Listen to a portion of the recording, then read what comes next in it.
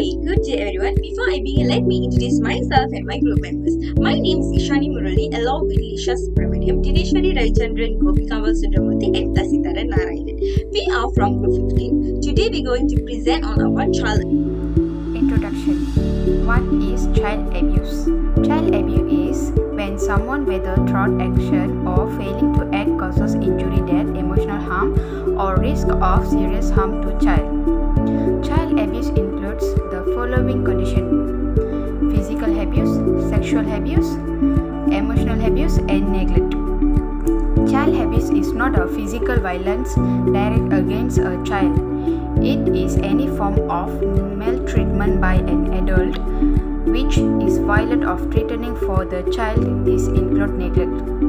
Any intentional harm or mistreatment to a child under 18 years old is considered child abuse. When child abuse occurs in the home and the abuse is, for example, the child's parents or the caregiver, this is a form of domestic violence. But children are sometimes abused by other adults on whom they are dependent, such as day nursery workers, teachers, and sports coach. Sometimes abuse is intentional but not always. If parents or caregivers are no longer able to cope with caring for the child, this can result to dysfunctional behavior and abuse. Child abuse is divided into 4 different types of abuse, which are physical abuse, sexual abuse, emotional abuse, neglect. First and foremost, physical abuse.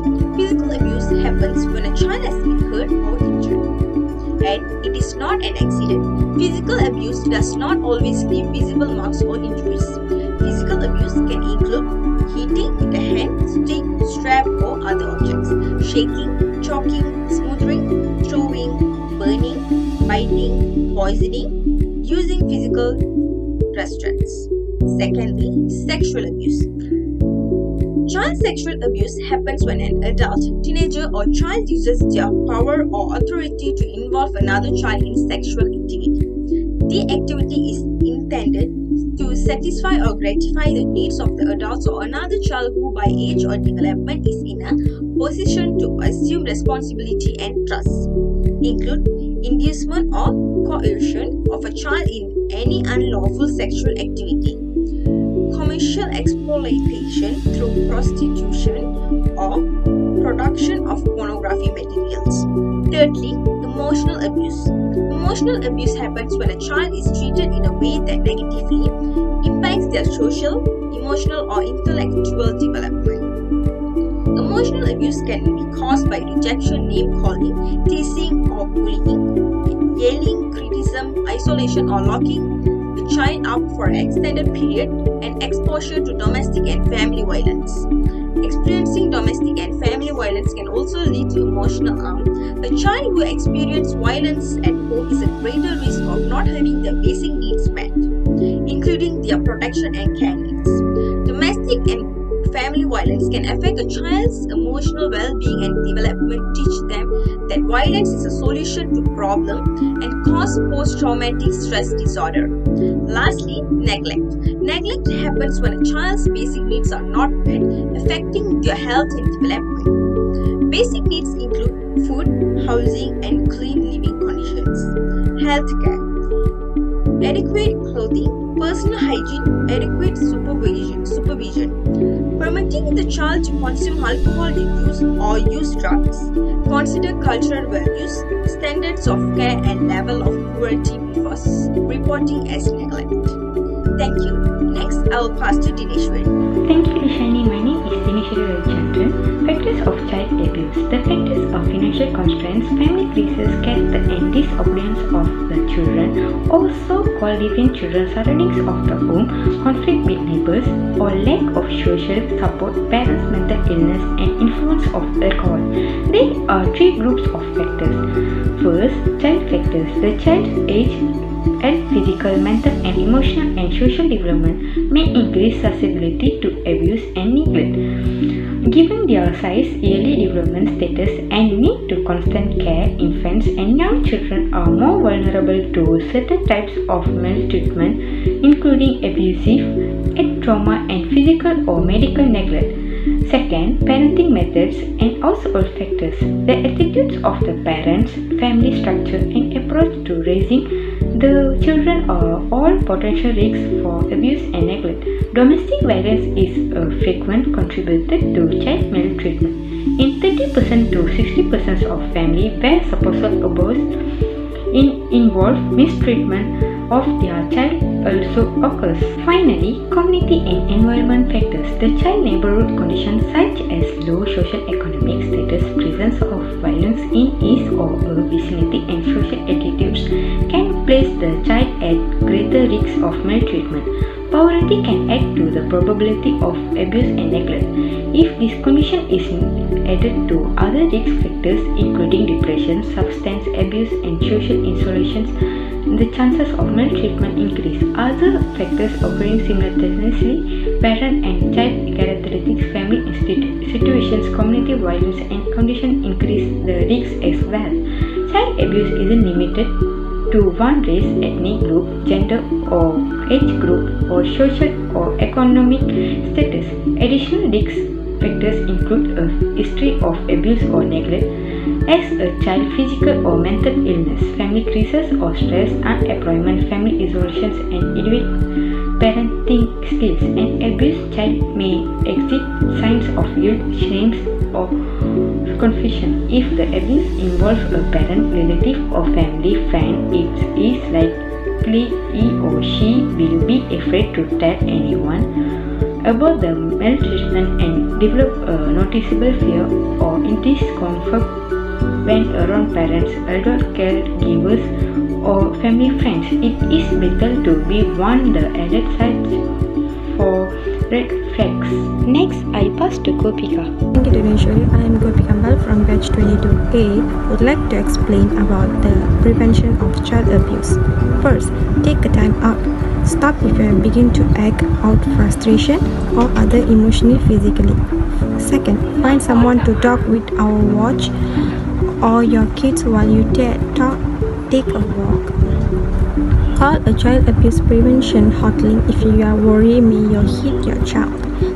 Next, pay attention when someone shows greater than a normal interest in your child. Next one is be alert for any talks that reveal premature sexual understanding. Other than that, know the sign. Explained injuries are not the only sign of abuse.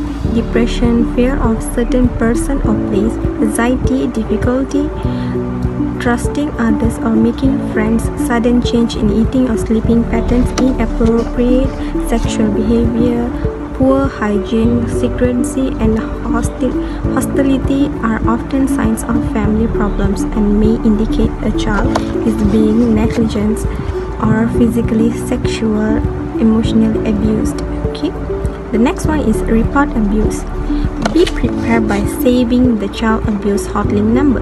If you suspect a child is being harmed or see evidence of abuse, or if a child tells you about abuse, make a report to the hotline or call local police. Next one is examine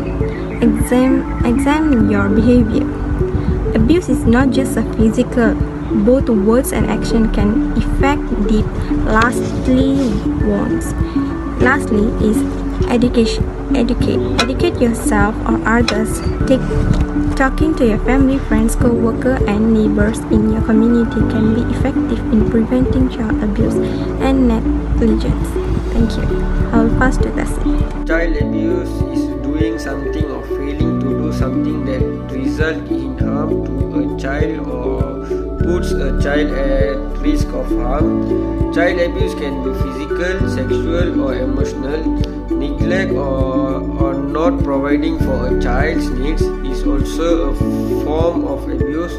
Most abused children suffer greater emotional than physical damage, and an abused child may become depressed. He or she may withdraw, think of suicide, or become violent.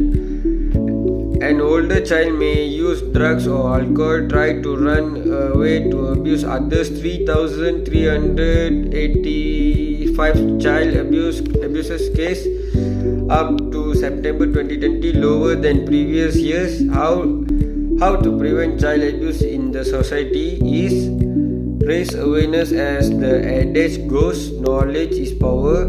Most cases of child abuse happen because many people don't know how some things they can see can be classified as abuse. Educated the individuals on all the types of violence and educate them to advocate against child abuse. Talk about child abuse at your place of work, with your friends, social platform, neighbors, and every other chance you get.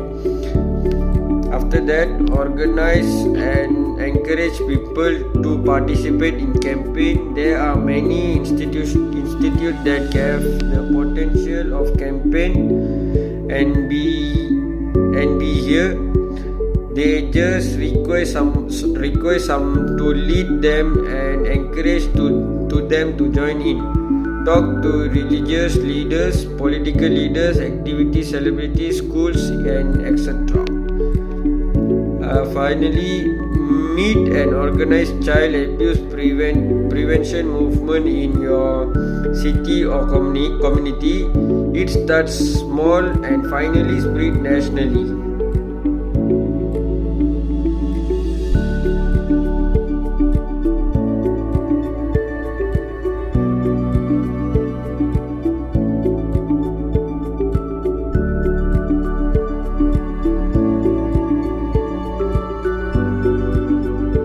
A small note to our society. Child abuse has destroyed the lives of many innocent children all over the world. If we do not direct our attention to the matter, more children will become victims of the same predators. Remember, even though your children have not been affected, it may happen to them as it can happen to anyone. Don't let it get to this. Commit to learning the different form of child abuse. Also, educate other people on the form of child abuse and their symptoms. Child abuse is a serious problem. If you suspect a child is being abused or neglected, call the police or your local child welfare agency. Stop child abuse. Last but not least, this presentation brings us to the end. Thank you so much for watching our precious presentation.